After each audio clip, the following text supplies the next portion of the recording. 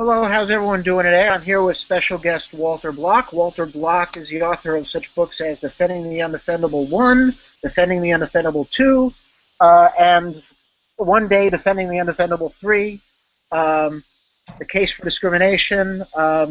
He'll do a book on abortion, Birthing the Unbirthable. How are you doing today? Pretty good. Thanks for having me back on your program. It's always a joy to be with you. Uh, Likewise. So my first question, I want your thoughts, first of all, on vigilante justice. Well, vigilante justice is non-state justice, justice by groups that aren't authorized by the government. And some of it's very, very good, some of it's very, very bad, but you can say the same thing about the government.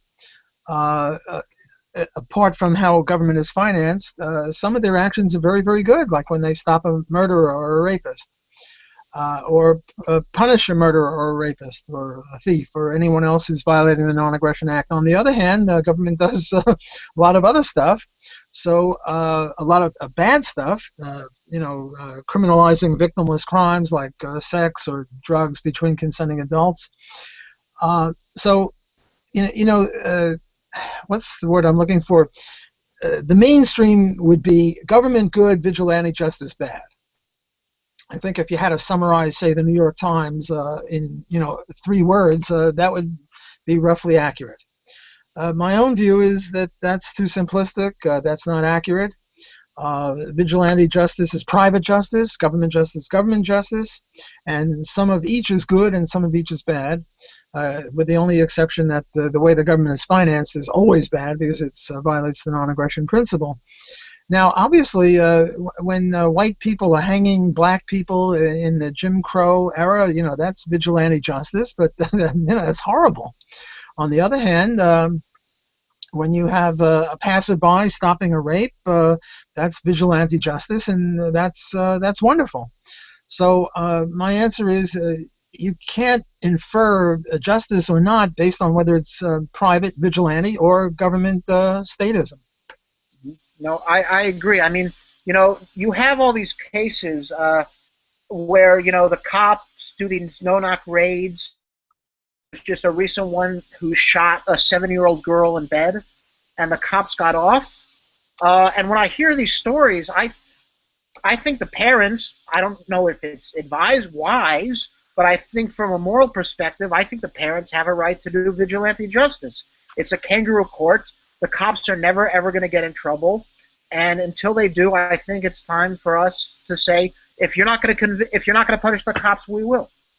Well, I hate to agree with you, but I do. I mean, a lot of times what they do is on the drug laws, they go into the wrong house. And they start shooting dogs and children and anything that moves. And it seems to me that the distinction between them and murderers is non-existent.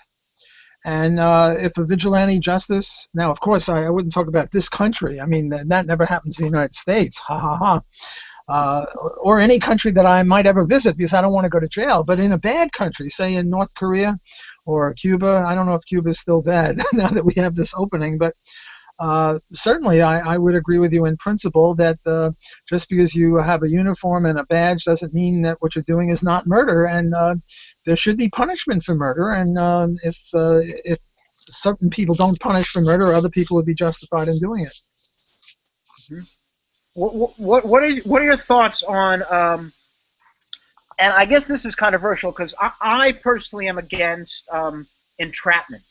The idea that even for things that should be a crime, I don't think, because to me this is just purposefully trying to get people in trouble. What are your thoughts on that?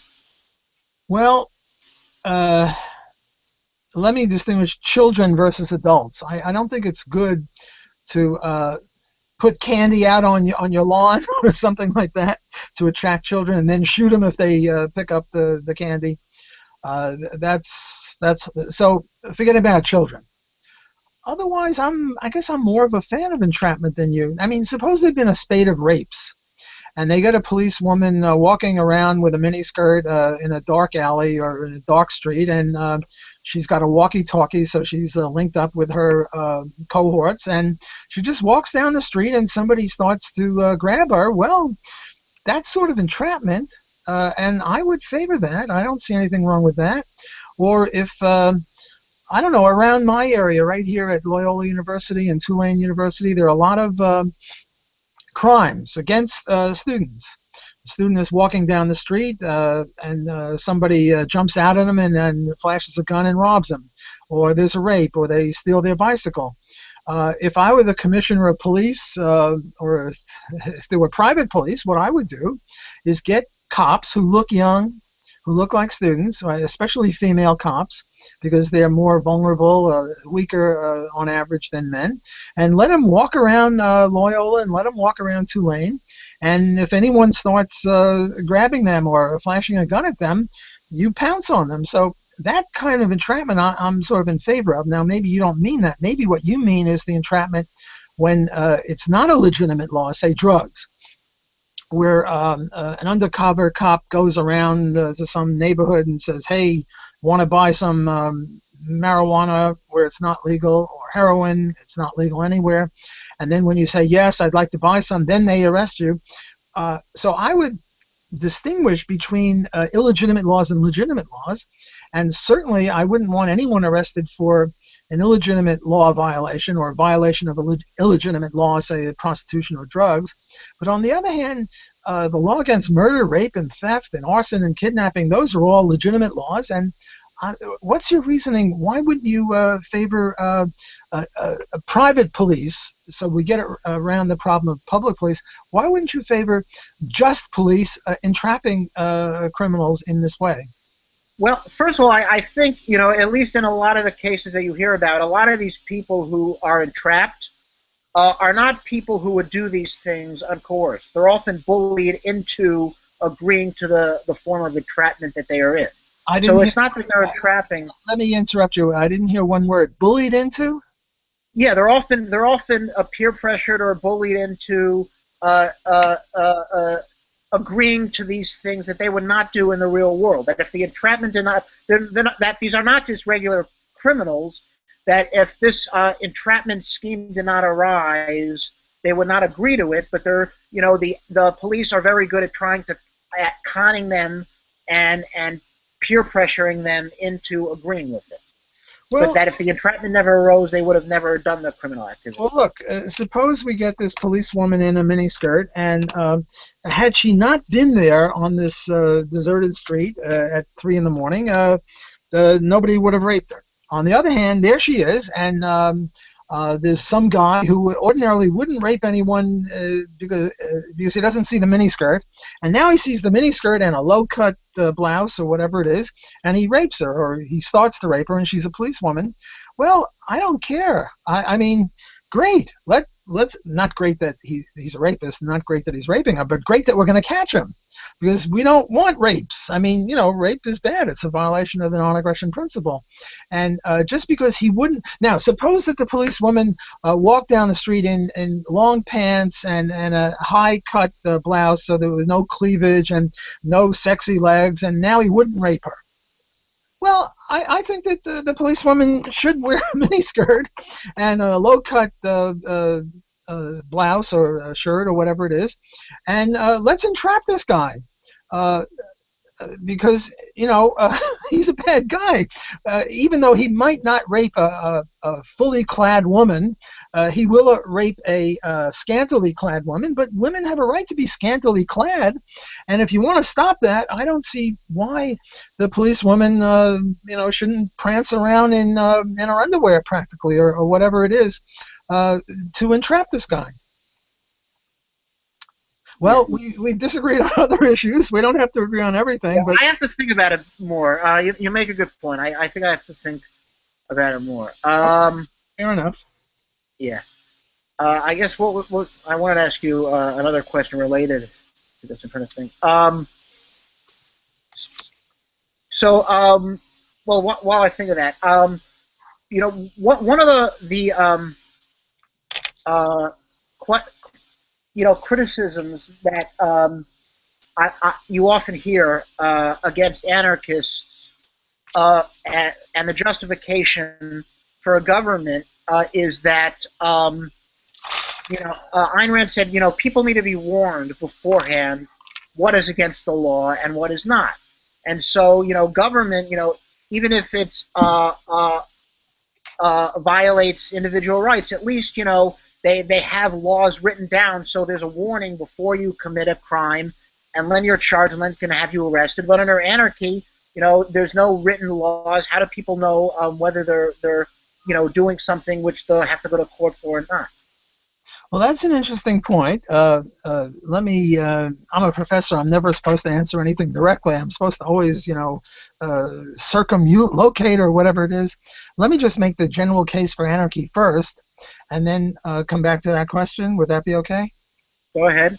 Okay. The general case for anarchy is the non-aggression principle. We libertarians, if we're going to be consistent and rigid and I don't know, rabid or extremist on liberty. Ronald Reagan once said, "Extremism in defense of liberty is no vice." We have to take. Goldwater. I'm sorry. Oh, sorry, Barry Goldwater. I stand corrected. I'm getting senile. I need all the help I can get. The non-aggression principle is something that we libertarians take very seriously, and government per se violates it. So government is per se a criminal. How do they violate it? They tax you. That's the main one. The other one is they forbid competing agencies, but call that a minor point. But they tax you.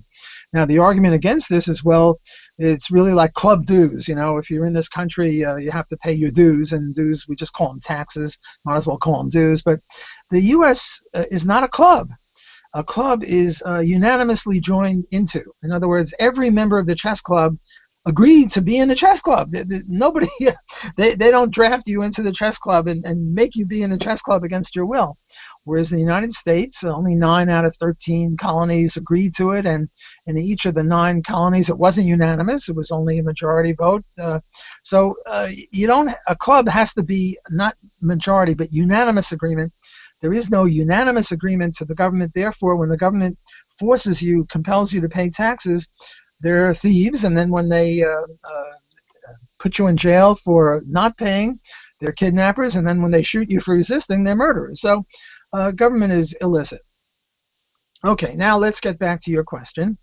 Your question is, well, at least in government there'll be a written law, like there'll be a law against murder, there'll be, let's say, a minarchist government, a very Nozickian, Ayn Randian, Ron Paulian kind of government. They would have written rules: no murder, no theft, no arson, no kidnapping, no fraud, whatever. And the libertarian wouldn't. Okay, fair enough. That's a decent point. However, there would be private courts under anarchism, and these private courts undoubtedly would have precedents, and the precedent would be that if you murder, rape, steal, kidnap, enslave, whatever it is, you're a bad guy. And probably, if this were seen as a problem, the private court would just say, look, here are our findings, or here are our rulings, and, keep your mitts to yourself, the non-aggression principle. But do you really think it's necessary? I mean, don't most people know you're supposed to keep your mitts to yourself? I don't really see this as a problem, although I think frankly, it's an argument I'd never heard before, and I thank you for it. But I don't think it's a very powerful argument against anarchism, because private court precedents would do roughly the same thing. And also there's private property. I mean, under anarchism, libertarian anarchism, Rothbardian anarchism, every square inch would be of land would be privately owned. And Disney World would be privately owned. The U.S. Highway 10, which runs through Louisiana, would be privately owned. And each person, if they wanted, each property owner could put rules, on our land, you don't commit murder, you don't commit theft, you don't commit rape or whatever. No. Agree. I mean, my response to that question sort of is, well, how do you know what's against the law in an anarchist society? Is, well, you need to have a theory of ethics before you have a government anyway, right? Because how do you know, unless you have a concept of what justice is, then how do you know if government is committing injustice? If you don't know what justice is, you don't. How do you know government's compatible with it? So you have to have the theory beforehand. No, I think And if you that's have the theory beforehand, you don't need government. nor do you need written rules of the sort we're talking about. I think that's a very good point that you're making. Yeah. As I say, I haven't really thought about this because this is the first time I've heard that argument, and I've been in this business for a long time, so I'm shocked that there's something new has come, and I thank you for that. Yeah. But I think you're right. Although I would disagree with one word when you say you need a theory of ethics. I regard this as a typographical error on your part, maybe a wrong word choice. It sounds too Randian to me, Ayn Randian, objectivist, to say you need a theory of ethics. To me, libertarianism is not really, it's a part of a theory of ethics, or it's a narrow sliver of ethics. I mean, ethics is all sorts of things, should you lie to your friends, and, should you be nice or not, and stuff like that, that libertarianism isn't really involved in. Libertarianism is involved very narrowly, as I see it. I'm not a thick libertarian, I'm very, very thin. I wish I was physically as thin, personally, as I am philosophically. It just asks one question. Namely, under what conditions is violence justified? And it gives just one answer, namely in defense against prior violations of rights. So I think ethics is too wide a concept for libertarianism. We're interested mainly or only in the proper use of force and violence. No, I agree. It reminds me of there's a stand-up comedian, Jim Jeffries, and he's an atheist, and he was saying, you know what the sad part about the Ten Commandments was? That they had to be written down. That you couldn't think for yourself. Don't steal. Don't kill. You know. Well, that's a good one. Although I don't agree with all the Ten Commandments. Coveting. I'm sort of a fan of coveting. Well, not a fan of coveting, but I don't think coveting should be illegal. I mean, you can covet all you want. Just keep your mitts off of other people. I understand coveting means, being jealous or envious of something else. Another man's wife is prettier than yours, or he's got a better car, or whatever, and you're jealous, and you're sort of letting your eyeballs, look at his possessions and thinking you'd like to have that. Not that I think pretty wives are possessions exactly. I don't think that at all. So I think coveting is okay, and there are a few other in the Ten Commandments that I think libertarians might take some issue with, but otherwise I think that's a very good point. The stuff about murder and theft and do not steal. That's a good answer to the question of or to the challenge against libertarians, anarchist libertarians, that there would be no written law. Well, you want a written law, take most of the Ten Commandments, and most people adhere to that. Mm-hmm. Let me just continue on this. Most people adhere to that in their personal lives. The real criminals are what? 1-2% of us? Thank God. Most people are not criminals.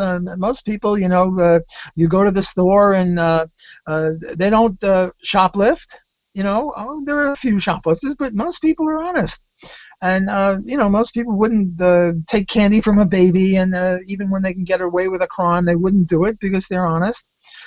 So I think we don't really need any, written rules. You can go the other way and say, well, how many rules does the government come up with? And you don't measure the government rules in numbers. You measure it in tens of thousands of pages of rules. I don't know what the numbers are, but the number of rules is just gargantuan, and we don't need virtually all of them. I was hearing a lawyer speak from the Institute of Justice over the summer, and he was in a room filled with, I don't know, 100 people in it or so, and he said, guess how many laws there are? And this is a lawyer who's been in this for a while, and people gave numbers, 1,000, 2,000. He goes, you know how many? Nobody knows. You know what this reminds me of? In physics, when you or math, when you divide by zero, in economics, when you divide by zero, we call it infinity. In math and physics, my understanding is when you divide a number by zero, it's undefined or something like that. Yeah. I'm sorry? Yeah, undefined. Undefined. So the number of laws is like infinite or undefined or indefinitely large or something. I think there's a finite number of laws, but it's just in the hundreds of thousands, maybe in the millions of different laws. And then when you get all the findings of the bureaucrats in the various cases that they do, it's just horrendous. So I'd rather have none than the amount that we have now, none plus precedents from private courts, which would, or the Ten Commandments would stop murder, rape, theft, and that's about it. On the fingers of one hand, you can pretty much mention all the bad things. Okay, you'll miss a few, but murder, rape, theft, arson, kidnapping, fraud. I don't know. I've got 6 now. Probably on the fingers of both hands, we can say the main laws that you should, keep your mitts off of other people. Mm-hmm. Cool.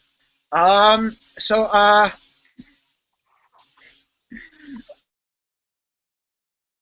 another a question. And this is sort of more to be devil's advocate, but I'm curious of the response.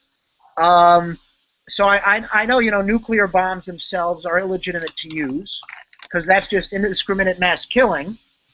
But someone might say, well, let's say I want to own a nuclear bomb and I'm just a collector.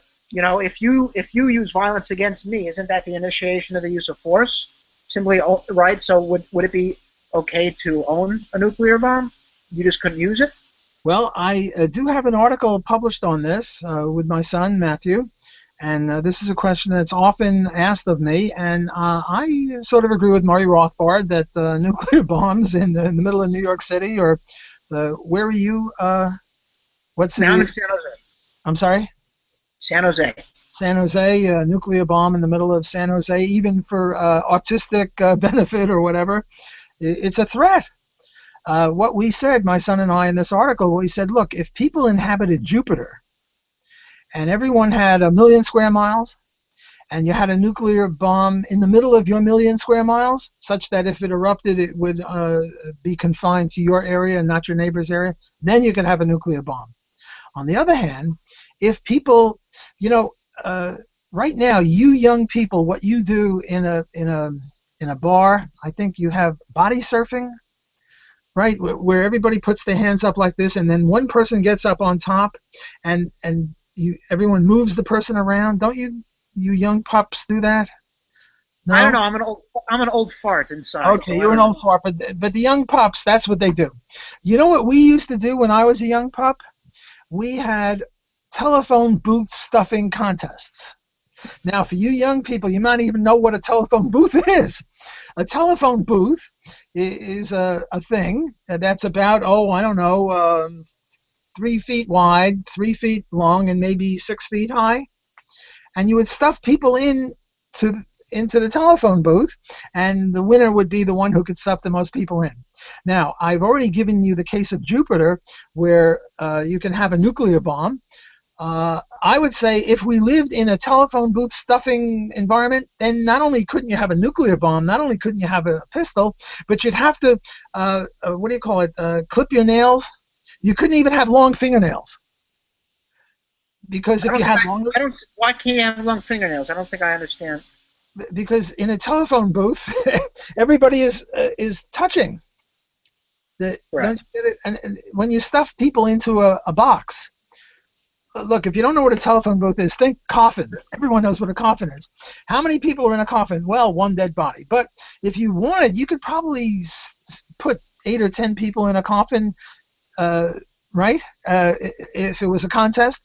Well, if our society were coffin stuffed or telephone booth stuffed, where we were touching each other, and I don't mean, a little bit, but, hugging each other. I'm exaggerating with fingernails, but you'd have to. The point is, I'm trying to say that weapons, whether nuclear weapons or fingernails, is a geographical issue. It depends upon the context. It depends on the geography. And the bottom line is, if it constitutes a threat, we should forbid it. And if it doesn't constitute a threat, then we shouldn't forbid it. And in a Jupiter, we would have nuclear bombs. In the present, if you had a clean atom bomb and you were right in the middle of the Sahara Desert. I'm not sure about the Sahara Desert. Maybe Antarctica, if there were no one in Antarctica. In other words, those would be the closest cases on Earth as we know it, where maybe you could have a clean nuclear bomb. But even forgetting about nuclear bombs, we have laws now about storing dynamite, and I think these are just laws. Namely, you just can't store dynamite wherever you want. Uh, Give me, excuse me, I've got my phone ringing. I'm going to just get off. No Could problem. call me back? I'm doing an interview. Sorry. So now, talking about gun control, you have to ask, is owning a pistol per se a threat? And I would say no, because that's crazy. Or take airplanes. Right now, every once in a rare while, an airplane falls out of the sky and hits some guy on the ground, right, and kills him. And so the question is, well, maybe we shouldn't allow airplanes, because every once in a while they fall off the ground, fall to the ground and kill an innocent person. And I would say it's a continuum problem. Let me just talk about continuum problems for a second. We know that it's statutory rape laws. If you go to bed with a 5-year-old girl, even if she agrees, you're a statutory rapist, because we don't think that 5-year-old girls have the capacity to agree. On the other hand, if you go to bed with a 25-year-old woman, not girl, a woman, and she agrees, well, then it's not rape. Well, what about 15-year-old? What about 16? What about 14? What about 17? Where is the line such that you can say, well, on this side it's statutory rape and on that side it's not? And my answer is you can't.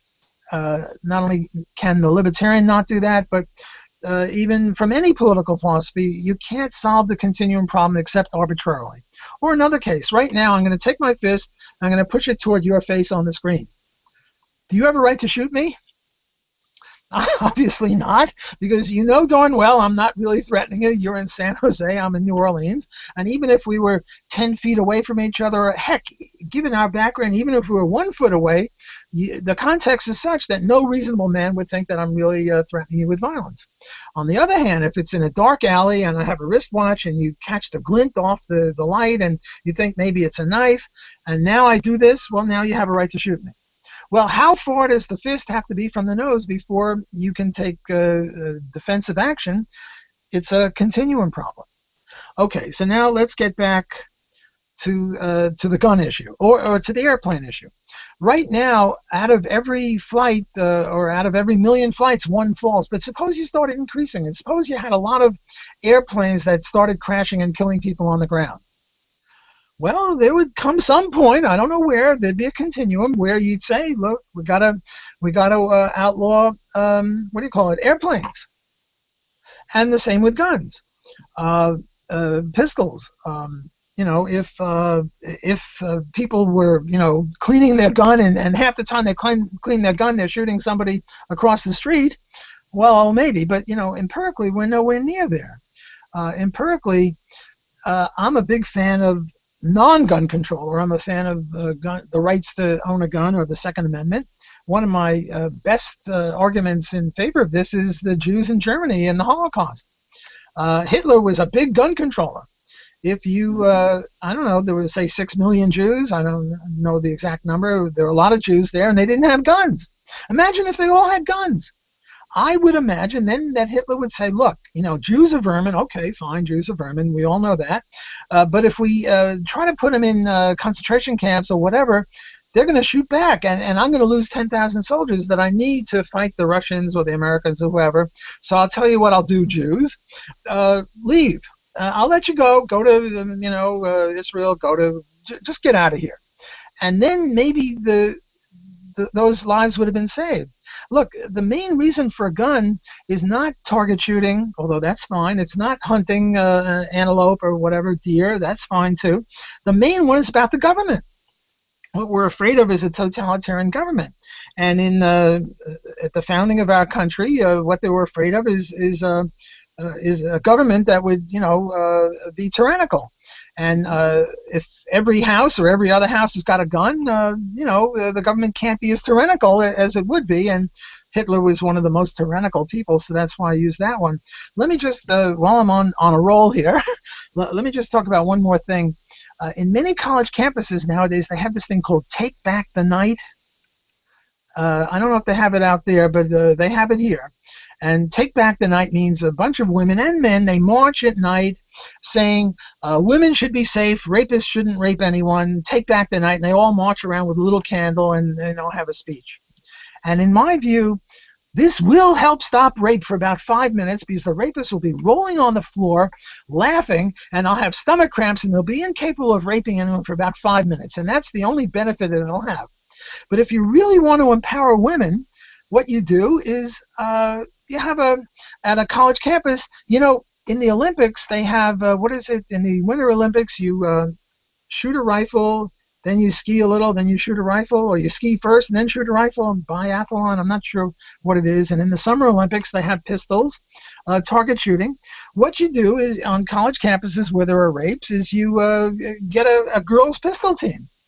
And now the rapist isn't going to know which girl has got a pistol in her pocketbook, and I'll tell you this, the amount of rapes will decrease.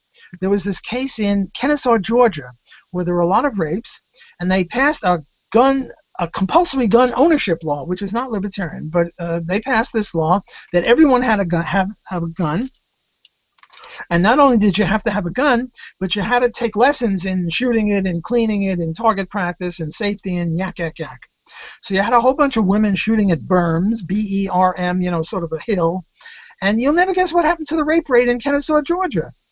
I tell you, if I were a rapist, I wouldn't go anywhere near there. I mean, it's crazy. I'd rather pick on a defenseless woman than a woman who's got a gun, because a gun is a great equalizer. Men, on average, are stronger than women. Men are taller, men are heavier, men are physically stronger. It's not fair. On average, of course, there are women shot putters that could toss you and me 30 feet, but I'm talking about on average. Women are relatively helpless, and these feminists who want to empower women, and yet they come out against arming them. I know, hypocrites. I used to have a full head of hair before this, and look at me now. I mean, it's just hypocritical. It really is. I mean, it is the great equalizer. Gandhi, the man known for peace, he said, history will look upon, depriving the nation of arms in Britain as the blackest. He believes in the right to bear arms, and all tyrants did not. And it's weird because most of these people who say that guns are evil love the government, which has the most guns. Yeah, they're just very confused. Guns are evil, and I love the people who have the most guns and the people who have actually used them against innocent people. Yes, I mean, these lefty senators, lefty mayors, lefty whoever, they all have bodyguards. These actresses and actors that come out against the gun ownership, they all have bodyguards. And what do you think those bodyguards have? Water guns? Yeah. No, they have guns. So this is totally hypocritical. I mean, Obama is protected by the Secret Service. Everywhere he goes, there are 35 guys with guns protecting his life, which, is the way it should be. I mean, he's otherwise would be a target. But then he has the nerve to say that we, the people, should be disarmed when he's not disarmed. Right. I mean, why do people call the police? Because their shiny badge is going to stop the guy? Yes. Because the police have guns. Yeah, I mean, why don't we disarm the police if guns are so bad? Well, I've often said a statist is someone who's afraid of AR-15s but not nuclear bombs. That's a good one. I love it. You've converted me. I was a statist before, but now I see the light. That one line got me. No. It is very hypocritical.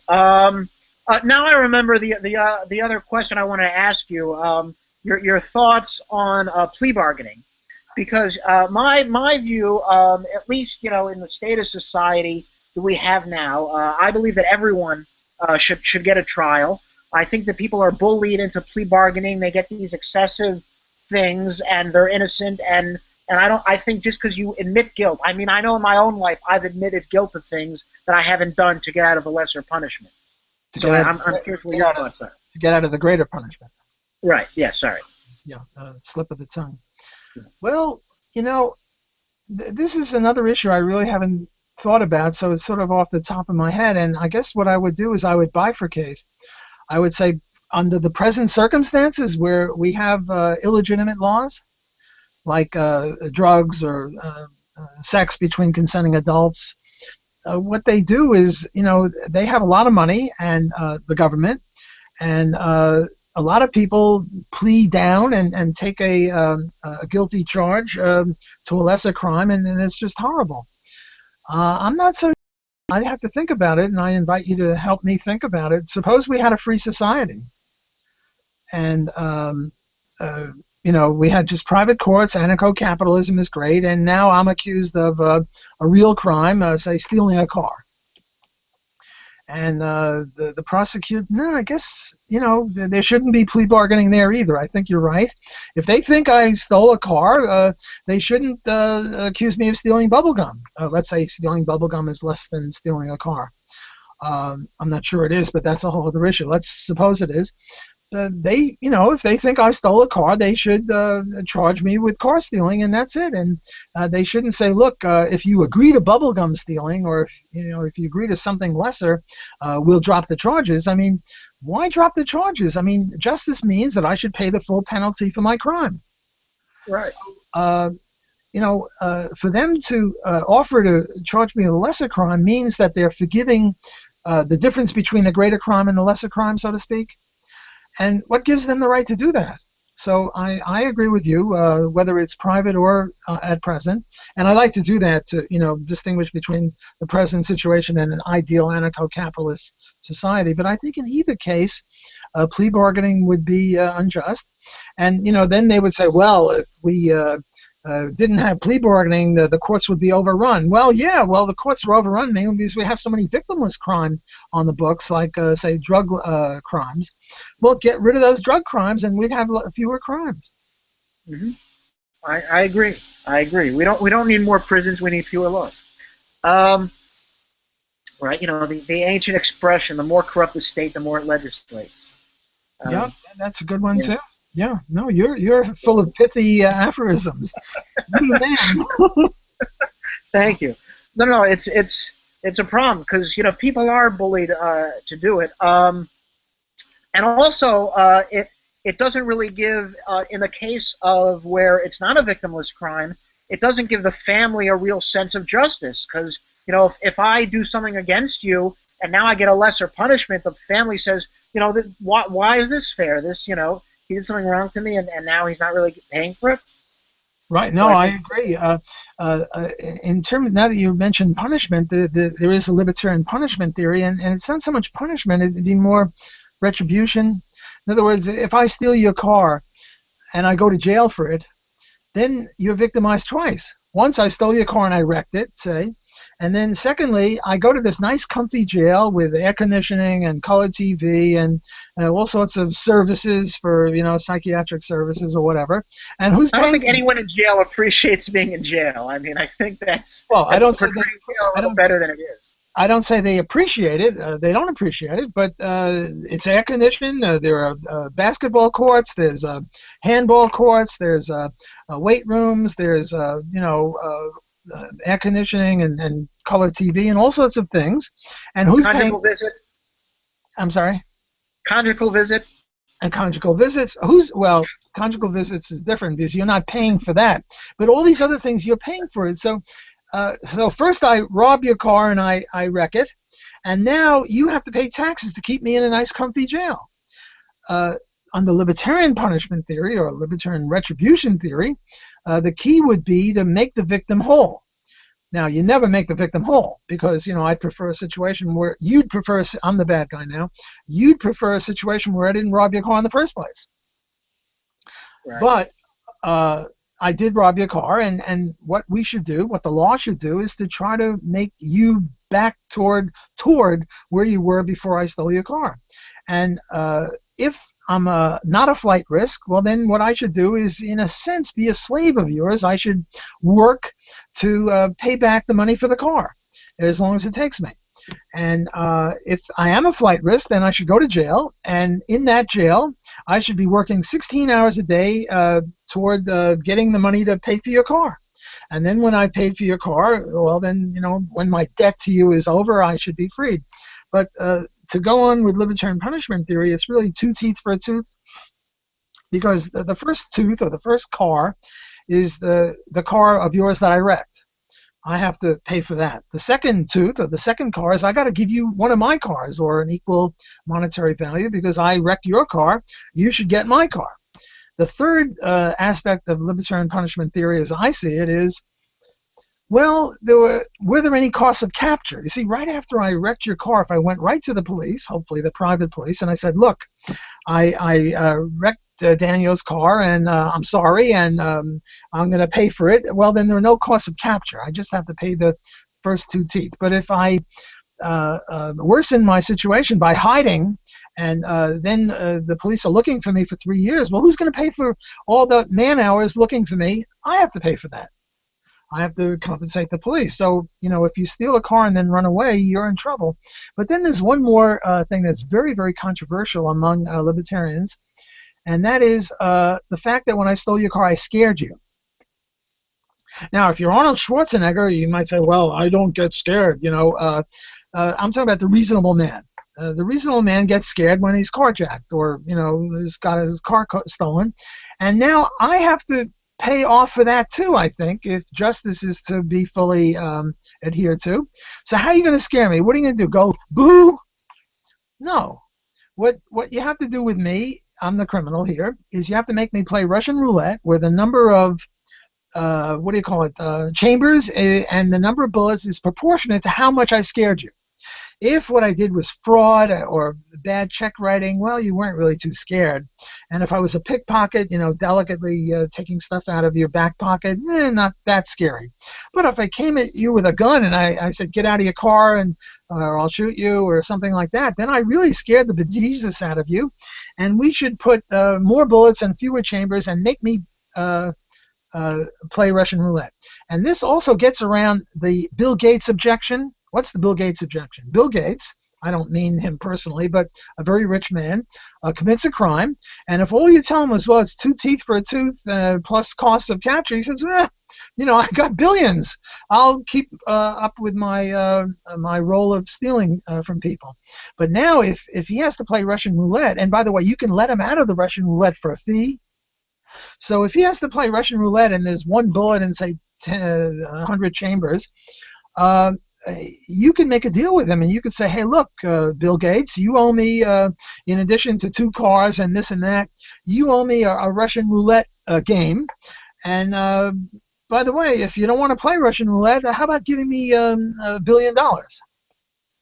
And Bill Gates might say, okay, I'll give you $1 billion, or I'll give you $10 billion, which means that even the rich person would think twice before stealing, because he's only got so many hundreds of billions, or however much money he's got. So that would overcome the Bill Gates objection, that I call it.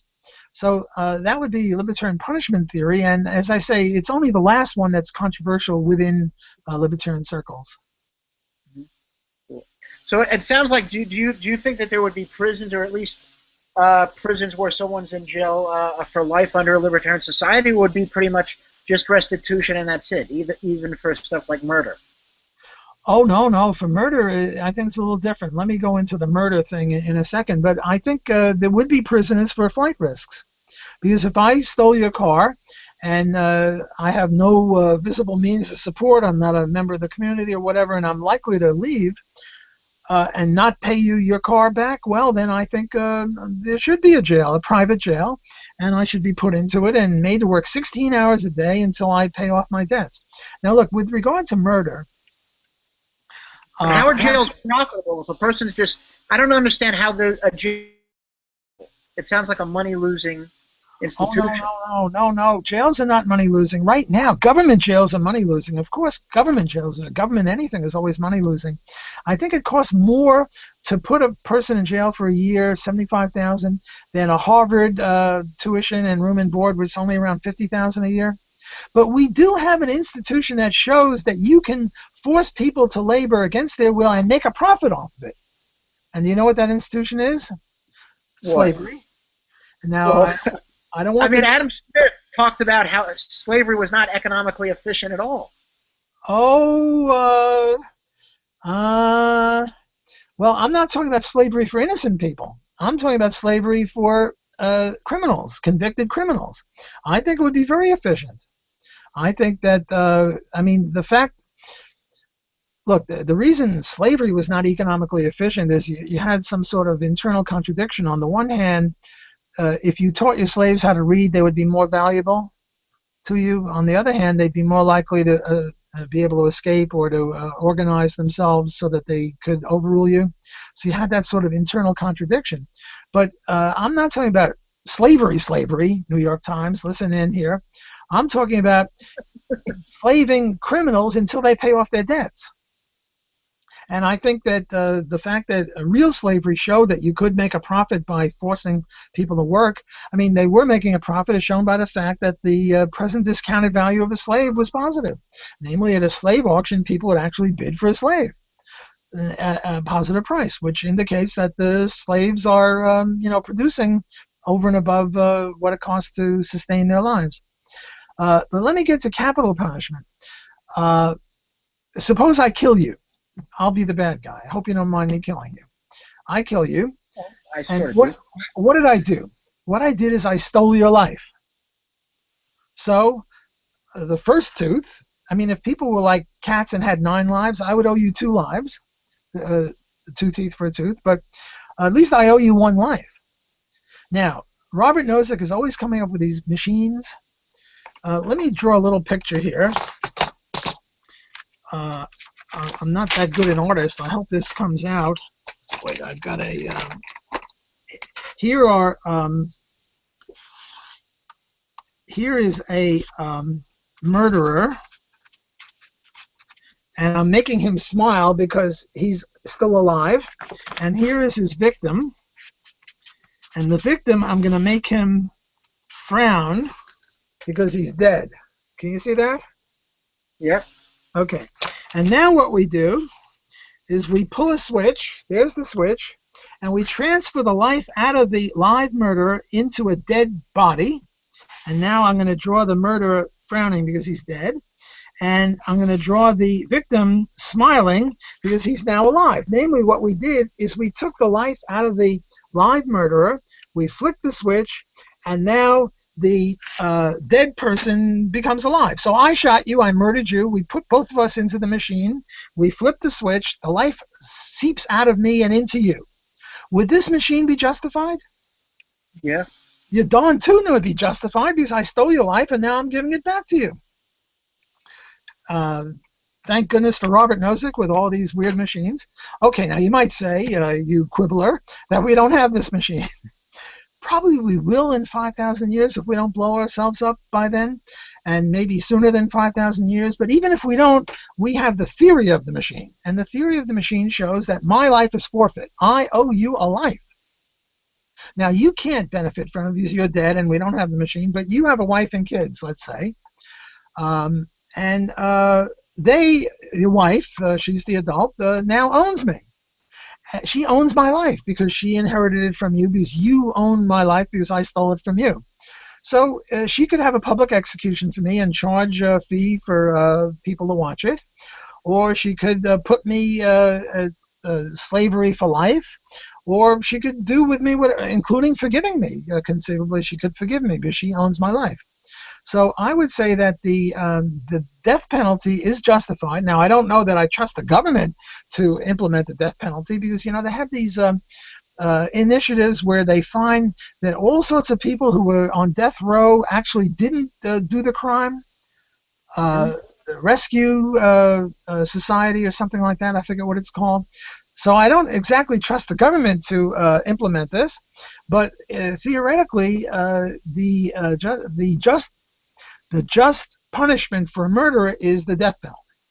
Yeah. I Or don't know. I not trust the government. I mean, we have this crazy thing in our justice system where if a person is, you're not allowed to use new evidence for a retrial, which to me is just crazy.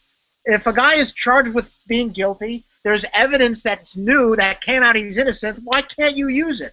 I mean, I don't under that. To me, is boggles my mind. well, no, I think I'm not a lawyer, and I don't think you're a lawyer either. But I think that that's mistaken. I think that there is provision under the law, and again, I speak without professional knowledge of this, that if I'm accused of raping somebody and then 5 years later they come up with some DNA evidence that shows that the rapist didn't have my DNA, I think I'd go free.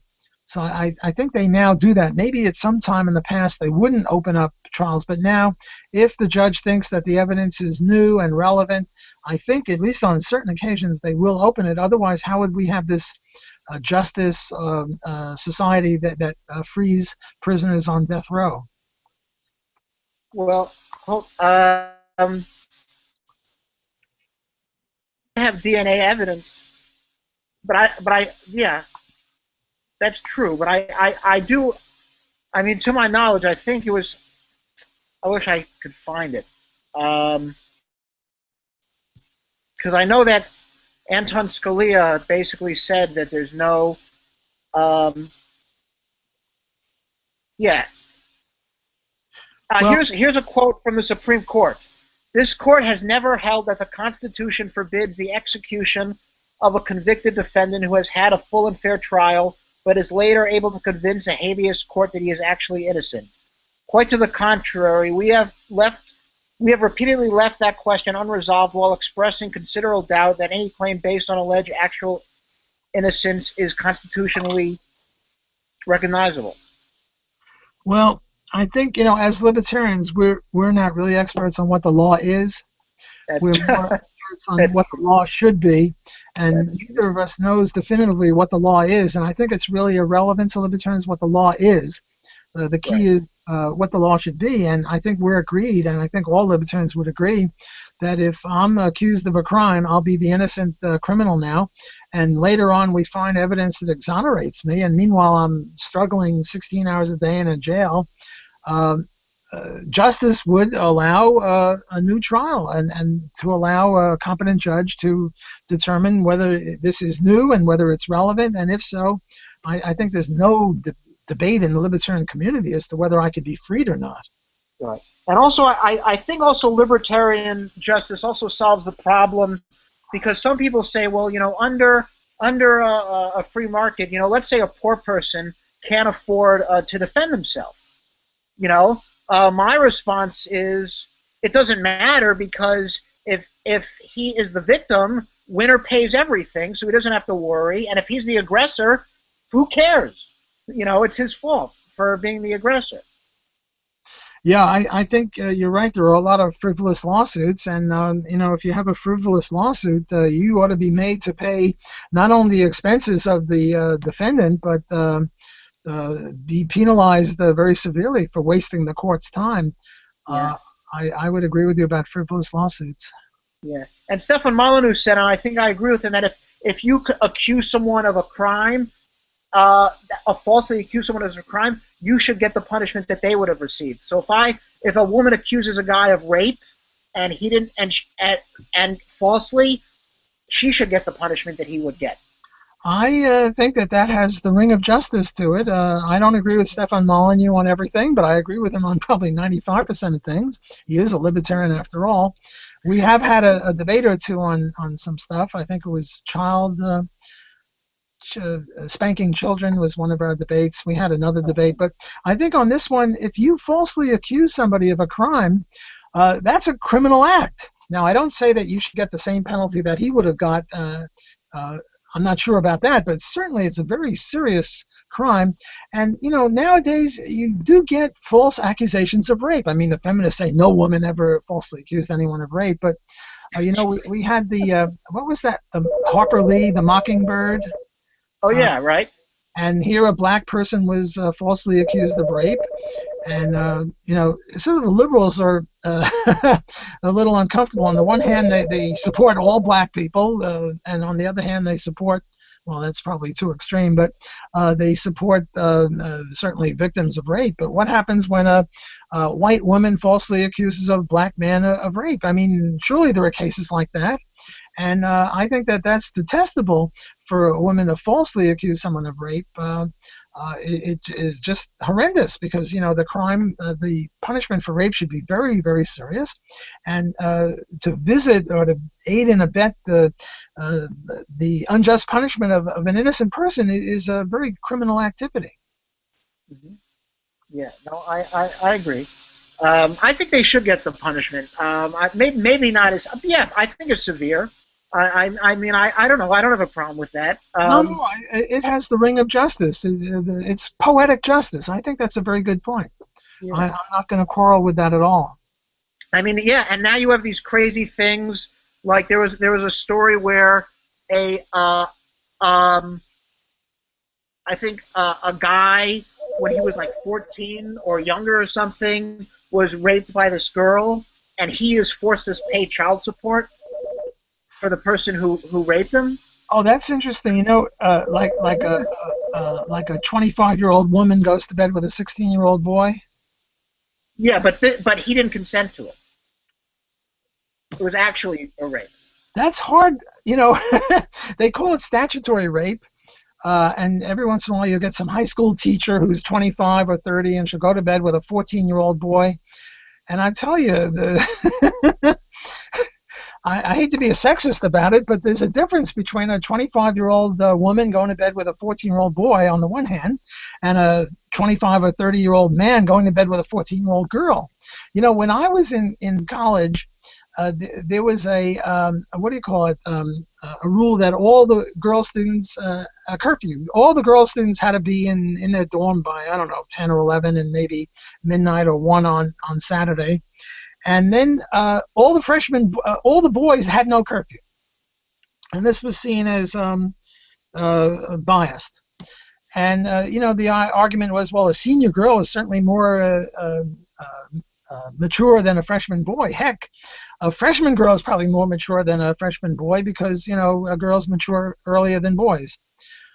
And isn't this unfair? And the answer always was, well, boys can't get pregnant, girls can.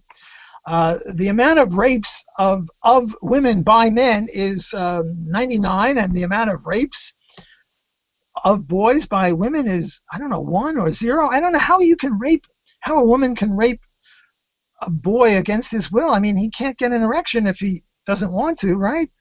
I'm not sure about this, but I mean, it's happened. It's rare, but it happens. I mean, I don't know how it can happen. I mean, if it's truly rape and it's against the will of the boy or the man, I mean, the idea that a woman can rape a man, maybe if she pours Viagra into his soup or something, she could, holding like 3 or 4 women holding down the man. But if she doesn't use Viagra, wouldn't I he mean, know? he can still get aroused and it can still be rape. I mean, if a guy rapes a woman and she ends up orgasming, is that not rape? I mean, I don't think that may. No, you're making a good point. That's still rape. Yeah, it's just, I don't know, maybe I'm personalizing it too much, but it seems to me that if it was really against your will, you wouldn't get aroused, but maybe you would. I'm not sure. I'm no sexologist. Okay, I'll concede that a woman can rape a man, although I'm still having a hard time getting my mind wrapped around that one. But It's hard for me too. But if so, well, then the woman is a rapist. And, there could be a girl rape gang of 4 or 5 women who are strong enough to hold down a man and tie him up and get on top of him and have intercourse with him against his will. I'm still having trouble contemplating that, but I'm willing to assume this for argument's sake. And, well, then the rape is rape. But, I don't know. When the woman... about statutory rape, I think that maybe, I'm not sure about this, but I think that maybe there should be a difference. Maybe the statutory rape age for boys should be younger. Like if a woman goes to bed with a 10-year-old boy, I don't even know if 10-year-old boys are capable of doing that. I'm not sure about that. These are interesting questions. I really haven't thought about it, but probably I'll end up on the grounds that we should treat the sexes equally. But I can see reasons for giving all girls, what do you call it, a curfew, and no boys a curfew, because girls are more at risk than boys. I mean, I know it's sexist to say that, but there are differences. Thank God for the differences, but there are differences between men and women, and women are more vulnerable. I mean, the problem of male rape, and I don't mean male on male rape, homosexual rape, and that is a problem, especially in prisons, but the problem of females going out and raping males. I mean, most men, dream about being raped. Well, I'm not most men, but some men do. Whereas I don't think any women dream about being raped in the other way. But certainly, the statistics must be, 99.9 men raping women and only 0.001 women raping men. Hmm. That's true. That's true. Well, this has really been an interesting hour. Uh, Yeah, as always, a fascinating hour, and I really like it because you bring up problems that I've not heard before, and you make me stretch and intellectually, and a lot of these things are just thoughts off the top of my head that I don't want to be held responsible for, but I'll have to think about things. We got into some interesting areas, and I'm sure the New York Times is going to, say that block favors rape or something like that, but that's a whole other issue. well, who cares? They're a bunch of idiots. That's right. Um, yeah. All right. Yeah, it was fun. Thanks. Well, we'll do it in a month. Yep, sounds good. Take Take care. care. Bye.